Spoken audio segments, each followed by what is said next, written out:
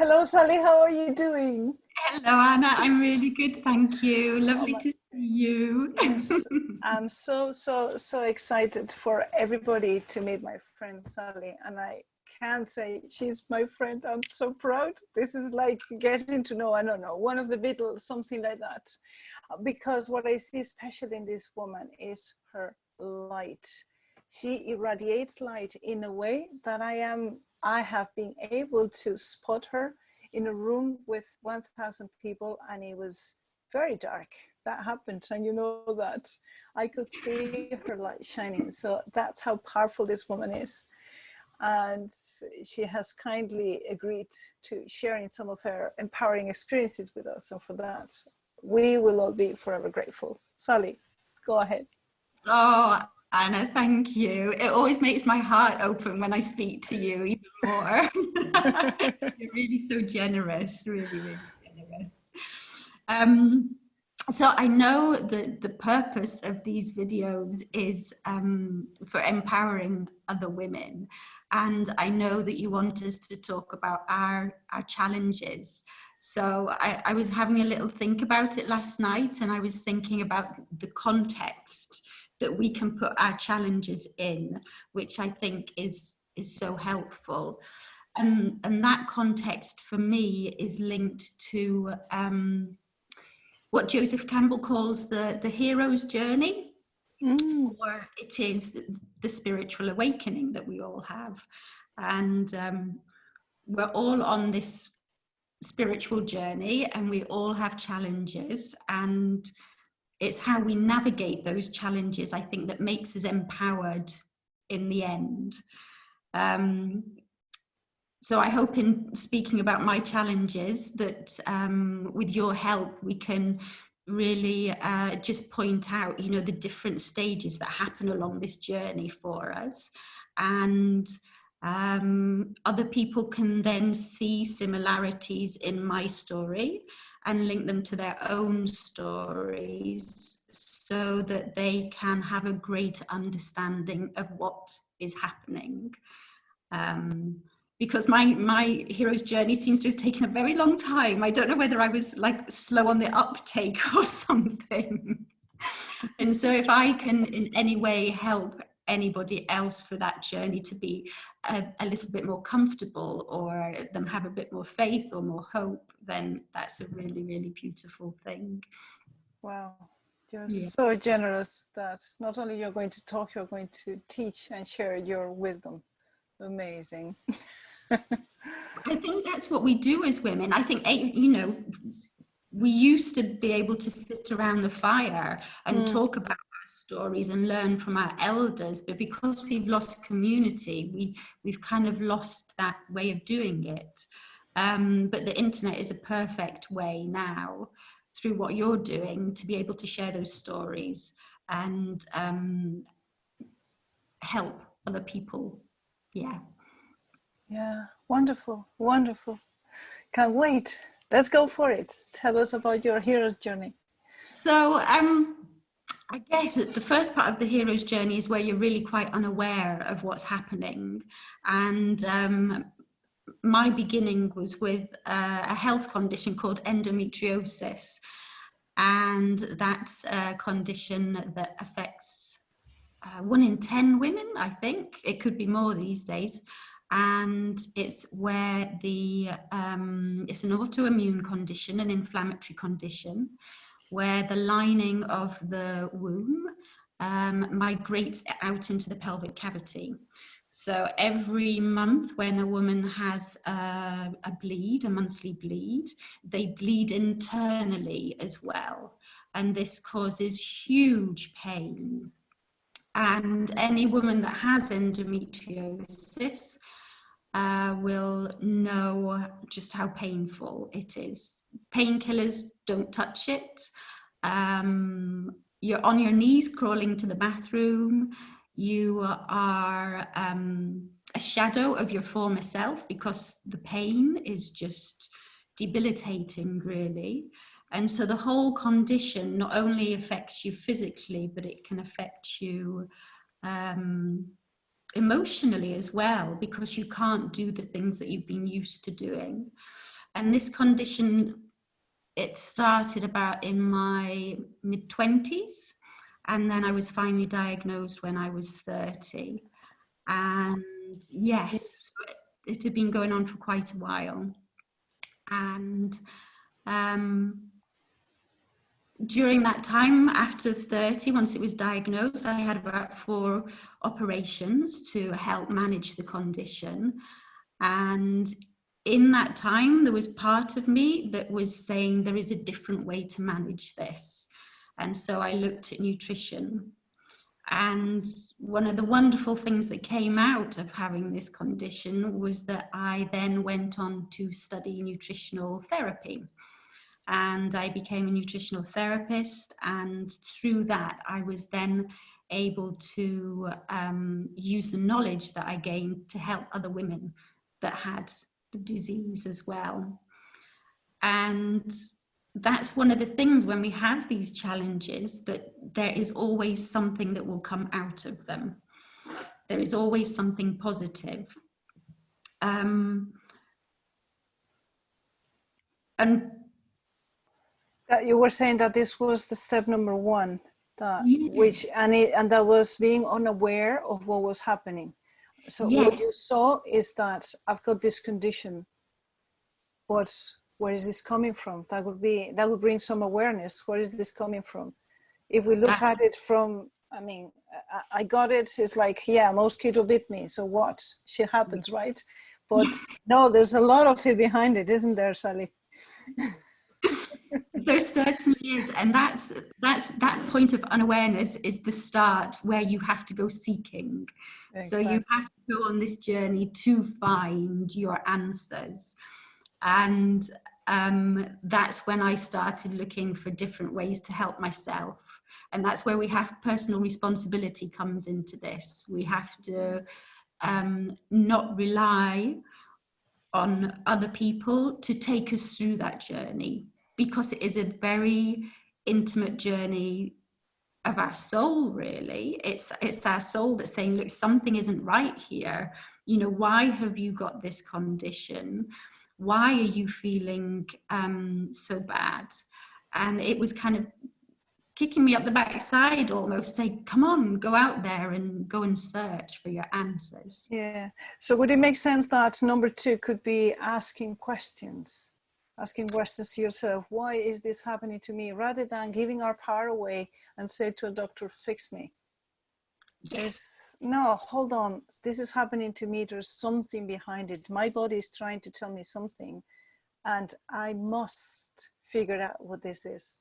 Yeah. Makes sense. Because have you ever heard that our bodies always speak our minds?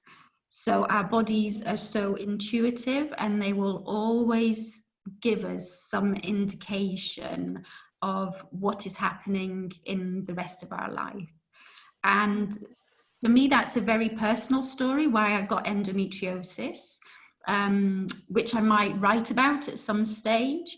But I can trace it back to exactly why I got that disease.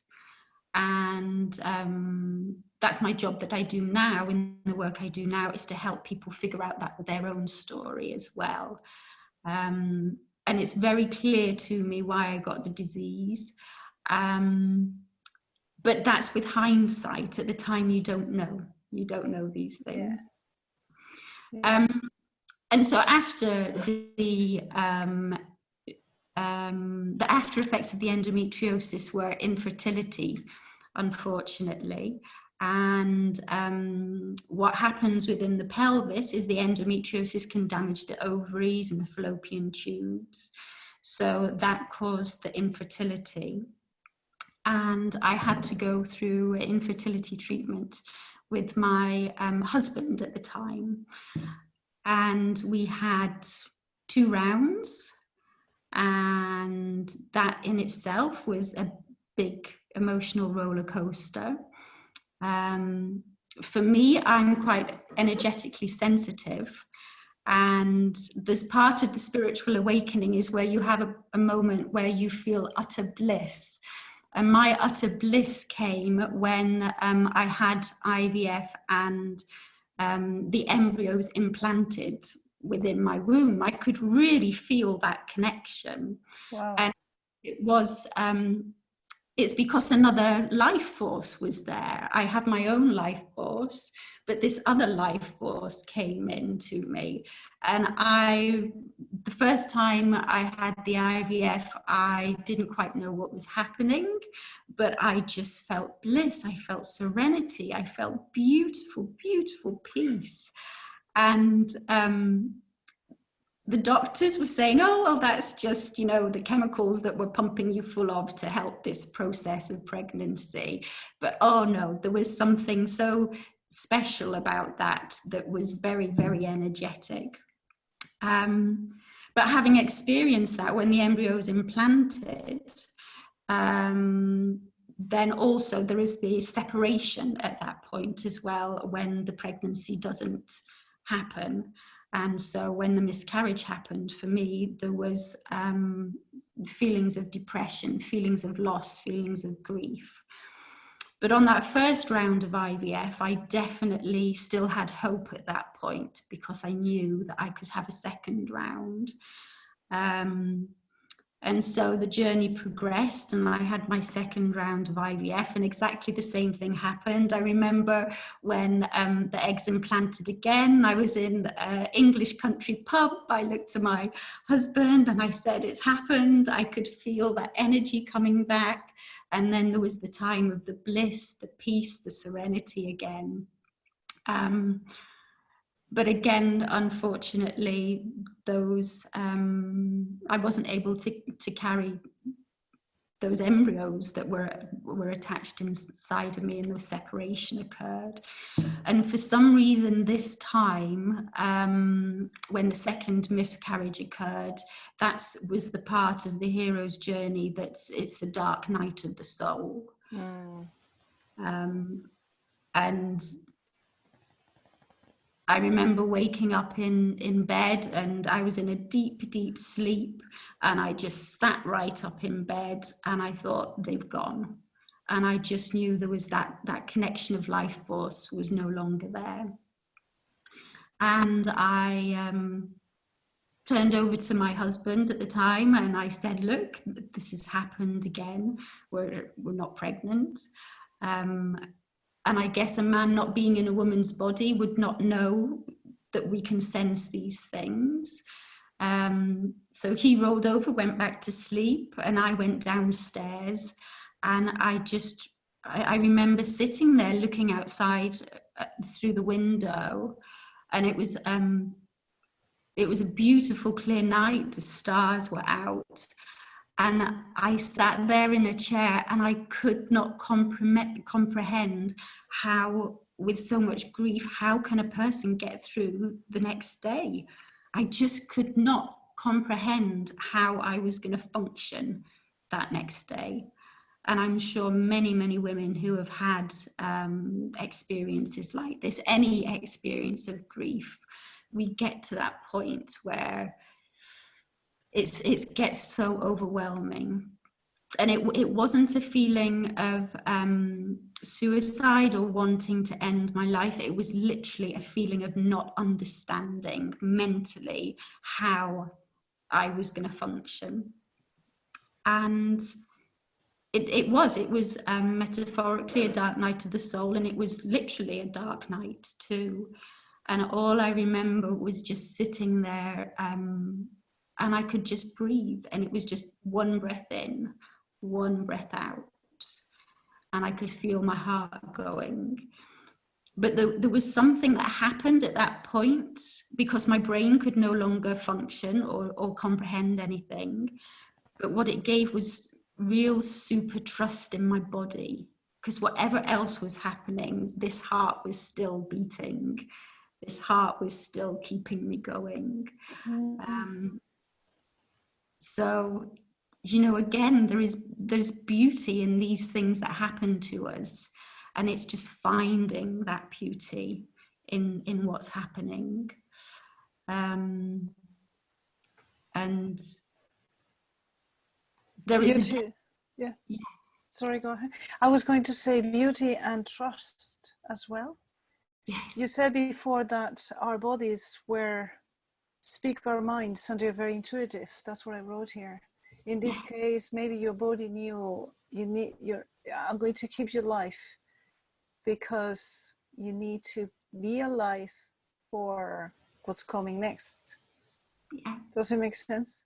Absolutely. For some reason, you had to go through that experience to feel that loss, that not understanding, but at the same time, find that beauty of my body knows and I trust and I can still breathe in and breathe out. There's nothing else I can do. I'm going to focus on what I can do, which is breathe in, breathe out. Yeah. Wow. And when we look at meditative practices now, so many of them do just follow the breath. It's actually so simple. If we want to connect to our soul, we connect to our soul in that stillness of the breath. And I think it was almost like a lesson in itself. This is what you can do to connect to me, to connect to God, to source, to the universe, whatever you want to call it. You know, our minds can be our greatest ally, but it's our heart and our soul that is the thing that gives us life. Yeah. Wow, that's extremely powerful what you have said there. Imagine knowing that source, God, goddess, whatever, universe is telling you this is what you need to do to connect with me, which is everything. Yeah. Our minds cannot comprehend. I mean, send me an email and I'll keep breathing rather than letting me go through endometriosis and IVF and once and then again and all the pain. Send me an email and I'll read it and I'll apply. But that's not the way we learn, is it? Wish it was. That's actually, you know, even though we're doing these videos now and hopefully somebody will have some moment of inspiration or understanding, the whole thing is only you can go through your own soul's journey. Nobody else can do it for you. There are skills that we can learn to help that process, but it's your journey and it is a beautiful one. And for me, I think that's it. If I can remember that, if I can trust and I can remember that there is a greater master plan that's happening, then that helps these hard times be just that little bit easier. Yeah. From what I read and I feel, Sally, and correct me if I'm wrong, but we come to this planet to experience emotions. Yeah. And we have designed, before we come here, what emotions we want to go through. Yeah. And it's our soul then says, okay, I'll stick to this body this time. Let's experience these emotions in this body. And then I, as a soul, I will move on into the next one. Yes. Does it make sense? So we have to go through them because we chose to. Something that you said before is it's up to us. It's our journey. Yeah. Each one of us has their own, and putting the blame elsewhere makes no sense. We would have to repeat course. Yes. Yeah. It's gonna, if we don't deal with these things as they happen, and we can't always deal with them because we don't have the skills. Like I didn't, when I was 30, I didn't have the skills that I have now. So that's why it's been a bit of a long journey. But if we can start to deal with those emotions at the time that they come up, instead of, you know, stifling them down, then we kind of clear our pathway, our soul pathway for the next stage. And I think in society today, we are told so often, you know, sort them out with your head, don't sort them out with your mind. Sorry, sort them out with your mind, don't sort them out with your heart or your body. But we have to go in and feel them in order to clear them, definitely. Yeah. Yeah. And by you sharing your own experience, that would help others going through the same thing now, which are going through that pain or something similar. It doesn't have to do losing children. It could be anything. But now, yeah, what we are telling them is you can take advantage from us and use the tools that I have now that I didn't have back then. Yes. So you bring the awareness, ask the questions, go through the dark nights of the soul, 3 points. Yes. Like this, rather than 10 years, 15 years, 20 years. You can go faster because we've done it before. Yes. Yeah, absolutely. There's so many times I don't want people to feel the pain that I felt, but I totally understand I can't stop that. But if I can do just something to help someone along in their journey, then that's amazing. And the way that we do that is by the sisterhood that I've seen on some of the other videos you've been talking about, which is so beautiful. And I haven't said yet, but I'm a priestess now. I was a nutritional therapist because that's where my life led me. And then I became a priestess to look at more of the spiritual side of life. And in my priestess training, we sat in circle, and each woman would tell their story. And in hearing someone else's story, you would get to understand how your own life worked. And in telling your story, you would get great feedback as well on, you know, looking at our shadow sides and shining light on areas that needed a bit of refocusing. Old beliefs needed reprogramming. And that whole process of that is, in priestessing, we talk about archetypes, and that is the archetype of the midwife. And the word midwife actually means to sit with women. And so as you midwife, you can midwife yourself, and you can midwife other women as well. And in the sisterhood, this is a skill that we really need to bring to the forefront. We listen. We're not trying to fix anybody. We may have some information and understanding that we can pass on that can be of help, but then we sit there with that woman as she goes through her own journey. So powerful, so powerful. I'm thinking of children because I always gave my children the space to be who they wanted to be and who they were inside. Yeah. And whenever they were crying, I never told them, boys don't cry, or that's don't be a pussy, or oh my God, or the other children are going to laugh at you. Never. Yeah. Actually, when they were crying, what I did is I would always ask them, can I hold you? Yeah. And then I just held them while they were crying. Yes. And if they said something about boys not cry and all that because they had heard that crap somewhere, I said, you see these little holes there? Those are for crying. Therefore, boys can cry. And they just, oh yeah, well, yeah, whatever. They believe it as kids, right? Yes. And it was beautiful because now I can see the men that have developed from that, which is just holding them. And now what we need to do is to hold a space for us women as a community to be sitting down outside the cave, around the fire. Modern version is you in your living room, me in my living room around the computer, but still. Let it be. All those things that you are supposed not to do. I don't know about you, but the way that my generation was taught is don't do this, don't do this, don't do it there, shut up, is don't. Yes. But they never said you can't. No, it's no, stop. So whatever was coming out from us is like, don't. Yes. And then we don't know who we are anymore. Yes. And that's where we need to reconnect. And that's why we need priestesses like you. Well, not to speak about religion and being so chauvinist, and I don't want to go there, but still, it's there. It's there. Yeah.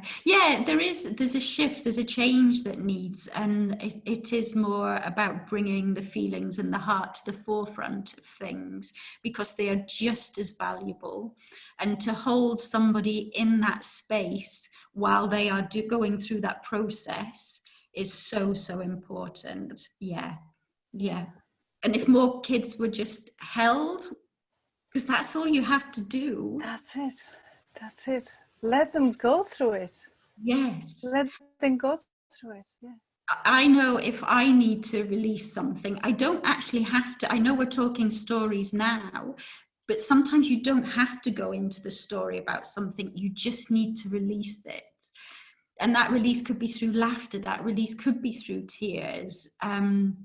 It could just sometimes, while I've been here on this island of Ibiza, I've just gone and thrown rocks, because I've been going through this, moving to a new country, a new language. There's been frustrations building up in me, and I have just needed to release in somehow. And to have somebody to stand next to you and go in the country and throw a rock and shout, been so liberating, and not have anybody judge. And it sounds like crazy, but we have to get this stuff out of our bodies somehow. Everything gets stored in ourselves because we're energy, and energy attracts energy because it's all energy, so it gets all stuck. The good thing about Spanish is that we have loads of swear words. You'll have to teach me some more. Do you have 3 hours? We have tons of swear words. In English, for me, it's a bit frustrating because apart from the F word, I'm putting F everywhere. There's very little else. We have so many. Each with a different quality and a different vibration, yes, for a different situation. Exactly. Also, we use our hands to speak, and people think that we're fighting, we're just talking. So we get a little bit of energy outside as well. Yes, good. Yeah. Tell us something else about the priesthood, will you, and how that empowers women, the women that you deal with. So the priestessing came along because the soul calls us forward all of the time, and it's that feeling of you don't know why, but you just know that you want to do something. So the priestessing came when I went to Glastonbury just for a random weekend with a friend, and I was handed a leaflet about the priestessing course, and I thought, oh yeah, this looks really good. And there were a few signs and symbols that were coming up that were kind of directing me towards it. And I did not know what I was getting into at all, because after you have on the hero's journey, after you go and have the dark night of the soul, again, you're on that path of seeking. And the seeking is about understanding yourself at that point, and gathering knowledge about yourself and moving closer and closer to love. And so the training that I did was with a wonderful lady called Katinka and the Magdalene Mystery School. And it's a priestess of love and sacred sexuality. And in those 2 years of training, we learned a lot about love. And it was a lot about loving ourselves. So looking at using archetypes, we would look at the healthy side of our character, and we would look at the shadow side of our character. So we had to do a really, really deep dive to clear out all the shame, all the unworthiness, all the judgment of ourselves and other people. And that's the soul's journey, actually moving closer and closer and closer to love. So I feel really, really blessed that I had such a good mentor who could guide me through all of that in this training. And it was like a crash course in getting to know myself and getting to know my soul. And as I said, we sat in circle. We talked about our lives. We were held by our sisters. And at the same time, we did a lot of embodiment practices, which is again taking the mind out of things and listening to our body. What is our body feeling? How is our heart feeling about this? So it's helped me to really let my heart lead in things now. And that is, I think the heart speaks the language of the soul. So if ever if ever a woman is not sure what to do or how to make a decision, what I would say is you get silent, you get quiet, and you go into your heart space. You literally feel your heart. And when we get silent, that's when our answers come from our soul. And that's how we can proceed along this soul journey with more clarity and more wisdom. So for me, the priestessing, learning to get silent and listen to that was so beneficial. Just so beautiful. Wow. Yeah, it's about going back to our hearts and put our brains to work for them rather than the other way around. So maybe the masculine energy that we've been living until now, it's a bit of the opposite, which is not bad. It's not bad. It's just that it's different. And we as women have been living in an energy that's not ours. And what I said in other interviews as well is, if we are more women and we're more in connection with ourselves, men can be more in connection with themselves without having to fight women who are too masculine. Because if we go into the masculine, we emasculate them. And then at the end we have, I don't know, a pot of everything together. There's no... The balance between the yin and the yang is not so balanced. Does it make sense? Absolutely. So it's good for us. It's good. Empowering ourselves is good for everyone, for us, for our children, and for men as well. So it's good for everybody because it brings balance. Yeah, absolutely. That's just so beautiful. So you and I know through the Dr. Joe Dispenza work that we've done, and maybe through other work as well, that there is a collective consciousness, which is a oneness, which is the whole. But as humans, as the embodiment on this earth, in this 3D reality, as a human, we have these masculine and feminine qualities, this yin and this yang. And men tend to have more of the masculine, women more of the feminine. And it's just the way it is. And for women to understand that they can dip into that feminine energy more, and that is what will really, really bring us closer to our souls.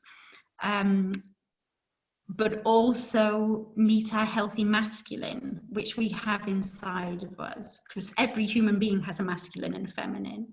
So if women can do that, and then just as you've said, if men can do that too, that they can step into their healthy masculine, but also understand their feminine energies as well, then that's when, as individuals, we can hold ourselves strong in our own sovereignty, which is the empowered place that we're talking about.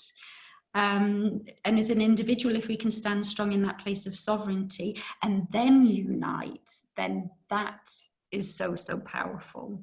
That's so beautiful. Yes, and by doing that, we would treat our children in a different way, allowing them to be, and then we can turn the world upside down and turn it into love in one generation or two. If we start dumping our crap onto them and our stories and all the blaming and all the guilt and all these emotions that we carry back in our shadow, but they come through because we never let them move anywhere. We just throw them there.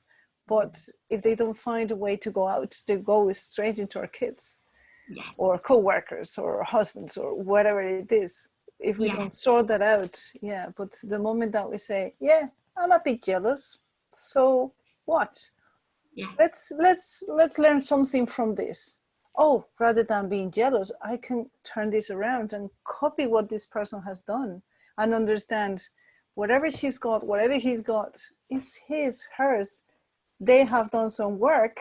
Let's do the same and let's work together. And it's like, that's it. Yes. My jealousy was telling me you can do better. It's Yeah. just an example that I'm making up, but it's my jealousy was telling me you can do better. Copy somebody who's doing better in whatever you want to improve. Turn it around, Yes. acknowledge it, let it go. Yes, I was jealous. Now I understood what this was telling me. Does it make sense? Absolutely, yes. It's the resistance. If we have this low energy feeling, whether it be jealousy, guilt, shame, blame, if we have that low energy feeling and we resist it by ignoring it or pushing it away, that's when all the trouble starts.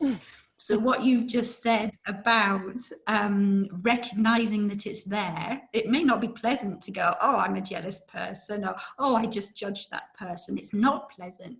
But as soon as we can bring awareness to it, we can then have a little bit of investigation, and it doesn't need to take long, but we can have some investigation into that and then bring ourselves up to a higher vibration at that point. Because anything that's happening between me and another human being, it is just a mirror that is reflecting something back at me every single time. It does not matter what that person is doing.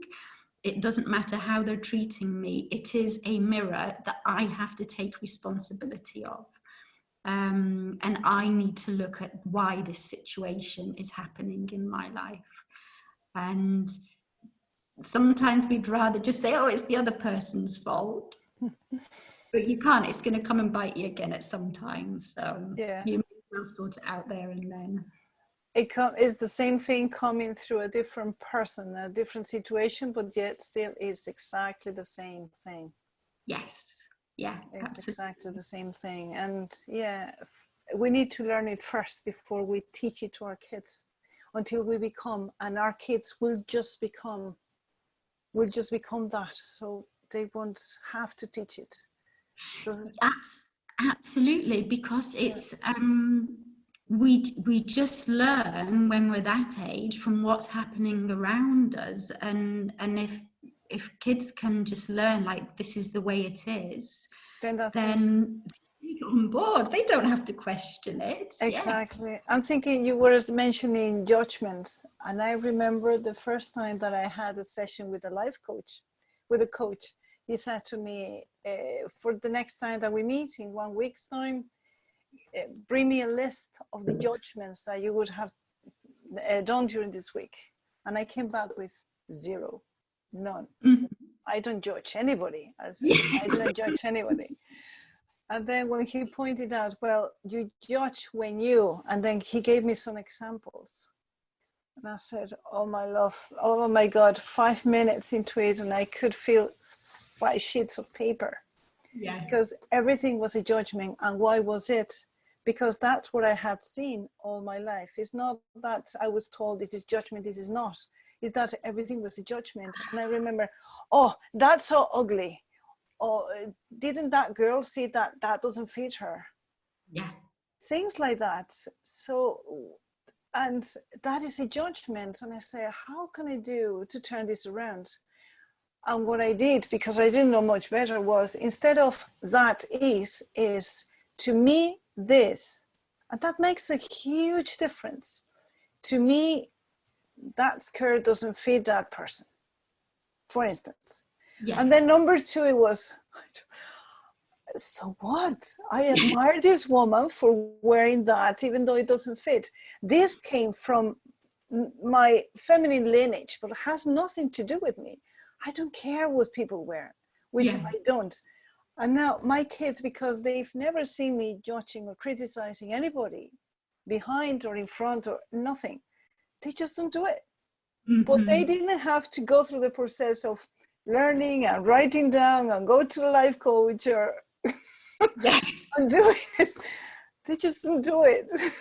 Yes. Yeah, it kind of saved them. yeah, it saved them the hassle of doing all of that. Exactly. There have been many things that I wouldn't have been able to teach them by example because I wasn't there yet. But in the ones that I could teach them by example, and I see that they embodied that completely. Yes, yeah. And now it's like, oh no, oh, did that teacher really said that? Because I've seen this in the WhatsApp group of the mothers complaining about this. And oh, maybe that teacher had a bad day. And Yes. Yeah. And it's just gone. It's just cleared. And the heart opens that little bit more. Exactly. It's beautiful. Can I say one thing about judgment that really helped me? Sure. Please do.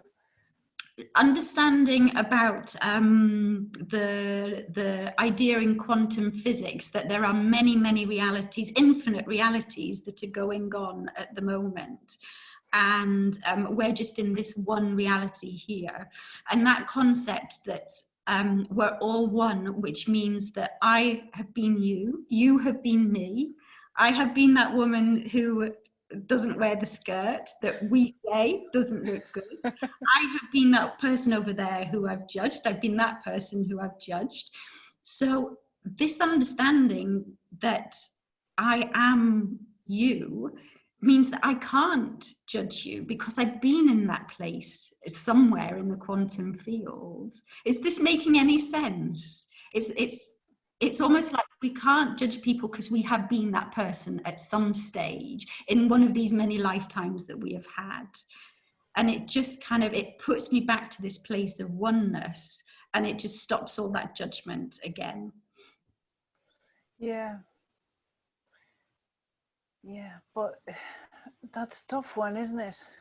When somebody's hurting you or being unfair with a situation and they're accusing you of stuff, or it's very hard to think, wow, once I was the accuser, once I was unfair.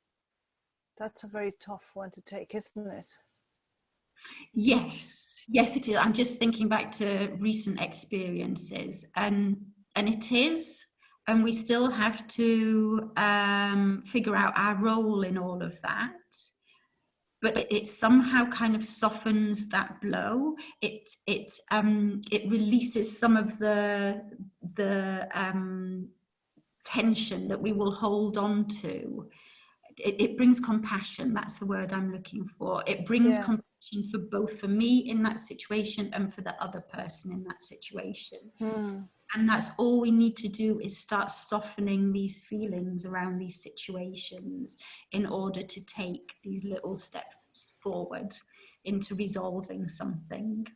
Yeah, what it helps me a little, quite a lot, not a little bit, quite a lot, is to think that that's their story.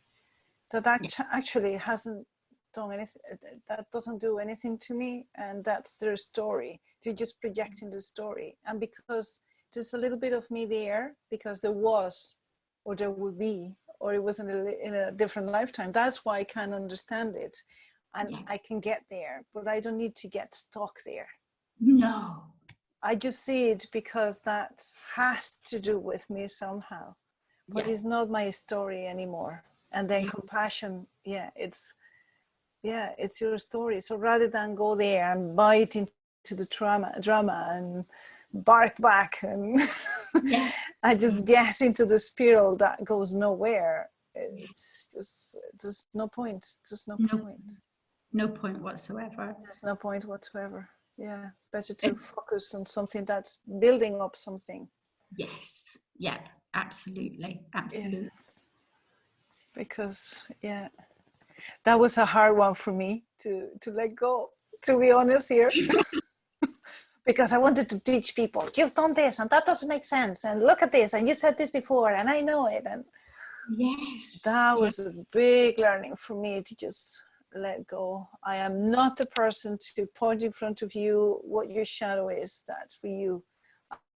My role here is to sit and to give you compassion and love, so that you can figure it out. Because what I thought, Sally, I don't know if it makes sense, but if I let them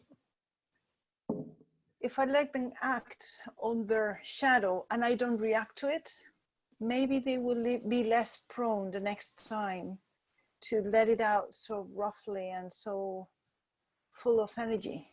Maybe the next time, you see, it would be softer and softer. That's what I thought anyway. Yes, yeah. I think I heard it from Brené Brown, I think. She always says that people are always doing the best, the very best that they can do. And if we truly believe that, because all of us have this soul journey we're on with this story, and we have our stuff and challenges to sort out. So if we can really believe that they're doing the best they can, we have to step up and do the best we can as well. And then somehow it will start to resolve itself. And there are times when we need to set boundaries, and we just have to say, okay, no, and walk away from things. And then there are other times where we can go forward and open up a conversation in a really positive way, where there isn't the mud slinging and there isn't the criticism. And I think for me to be able to go back and have those types of conversations, I first have to come to what I was talking about before, which is the silence, which is sitting with me and my soul and my heart to shut this off with all its he said, she said, really come into my heart again. And I promise you, there's always an answer in there. There is always an answer there. Apart from, I was right.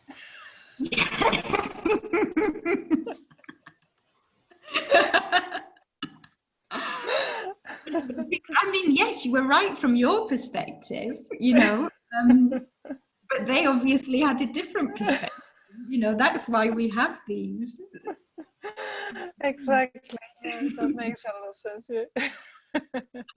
Yeah. Something that I've learned doing that is that for me, sometimes the say no, you were saying sometimes we need to say no. That was a massive learning for me in this lifetime, because I used to be a doormat. Really? Yeah, pretty much. Because I was brought up like that. Girls, shut up. You shut up. Be a good person. Be this. Be this. Be this. So, but the underlying statement is, be a doormat. Everyone goes before you.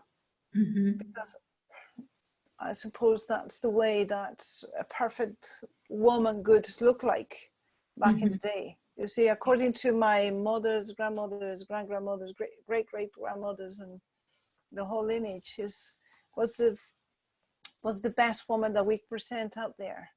Yeah. To be married material, or so that nobody talks about them and what the neighbors would think, and you see, make sure that nobody talks about you. And that was, don't be seen, don't be heard, don't be anything. Yes. Don't speak your mind. Don't be you. Don't be you. Yeah. Yeah. And that's not empowered. I think my understanding of that, it came out in what will other people think? So that's what's held me back a lot of my life. Oh, what will other people think if I do this? What will other people think? You know, because things like priestessing aren't like your normal day-to-day jobs. So I had to, you know, get over that quite a lot to follow this soul journey I'm on. But that voice of, oh gosh, what will other people think, has been there at the back quite a lot. And so for me as well, that's something that's a hurdle that I've had to overcome. Yeah, it's the fear that we have of speaking our own minds and be ourselves and connect with our hearts, because we've been told so many times, you're not worthy, you're not good enough, you're a woman, be quiet. When the truth of the matter, I'm not saying anything bad against our mothers or great all the lineage, is that that's what they knew. And they thought that was the best, because it was just handed down to them. Thank God now we have you, we have other people who have gone through the journey, and they understand, listen, we can add way more value if we connect with who we are, and we just give love. After all, I mean, if you go around religions, it's all love. love one another, love one another. Then come in and they put all the rules of the religions, but the essence is just love one Absolutely. Absolutely. Yeah. And the only way I know how to open my heart as wide as I can is to, one, go and sort out my own shit that's going on, and then get silent. Sort it out and then get silent. And then the heart just opens and opens and opens. And it's the most beautiful place to be. Yeah. Yeah. But we need to connect with that, which is we will be of more service. Yes. If we connect and we are more feminine and we are who we are, then if we follow somebody else's rules to conform the norm. Yeah. What we want to do, what's in our natures, is to serve, to hold, to be motherly, to keep the tribe together. Yeah. We can do that better if we do what Sally now teaches. Yeah. Yeah. How do you teach it? Where do you teach it? How can people get to the learnings from you? Go to your workshops or do them online, or how does that work, Sally? My website is just simply sallycowman.com. Sally SALLY, and then Cowman, cow like cowboy, but cow, like no boy, Cowman. .com. Yeah. Yeah. And the thing that I love to do is one-to-one mentorship. So I either do that here on the island in person, or I do that via Zoom or Skype. And then there's retreats as well that I'm hoping to run here on the island, which, yeah, we'll see how that goes with the current situation. And workshops and things. But I think just to make that first contact with people and then just see how it flows, which is more of the feminine way, rather than, you know, booking an appointment, let's do this. No, let's just talk first. Let's just talk and see what happens.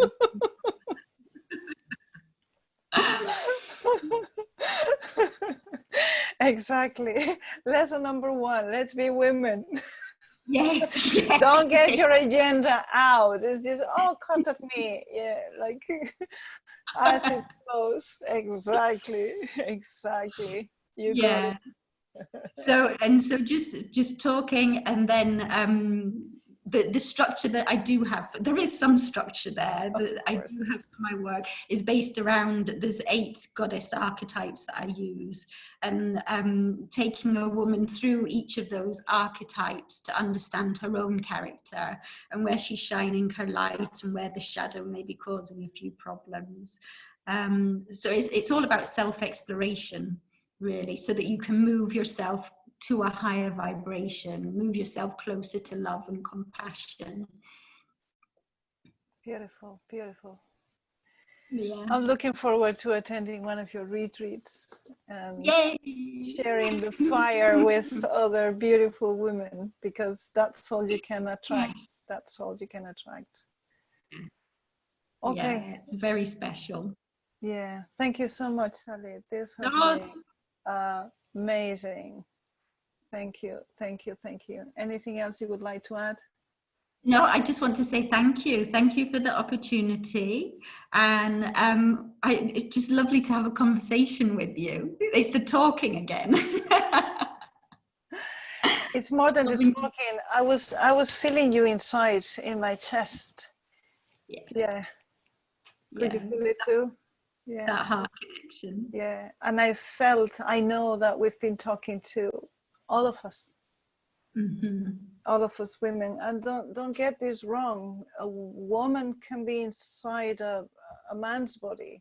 It's not about the outside.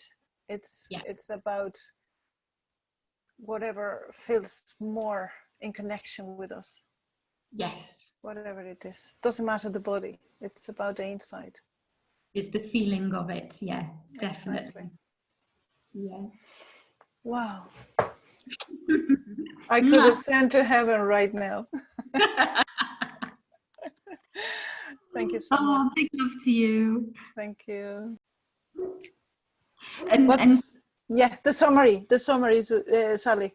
So the summary of the whole hero's journey, of the whole spiritual awakening, is for you to go through that process, and then at the end of it, because it's a cycle, is that you get to the point where whatever you have learned and whatever understanding you have, you can then go out and share that understanding for other people to learn. That could be your children, that could be your sister, whoever it may be.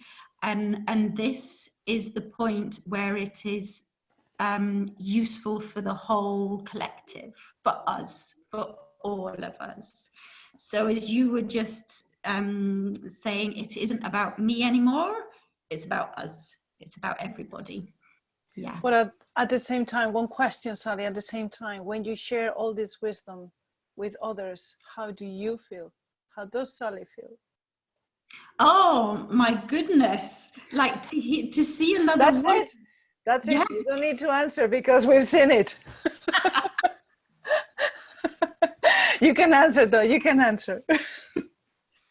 When I'm in consultation or in circle, to see another woman have that moment of clarity, of understanding, where they get it and they feel more whole in themselves, it is the most beautiful thing ever. Yes, yeah. So what you give, you receive. That's how it all works. Yes. Okay, so when we share with others, we get a soul orgasm. Yes, yes. Is that what it looked like? That's the life force energy. That's the sacred sexual energy in motion. Yeah. Soul orgasm. Yeah.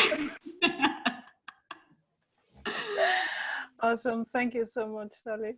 Brilliant. Thank you.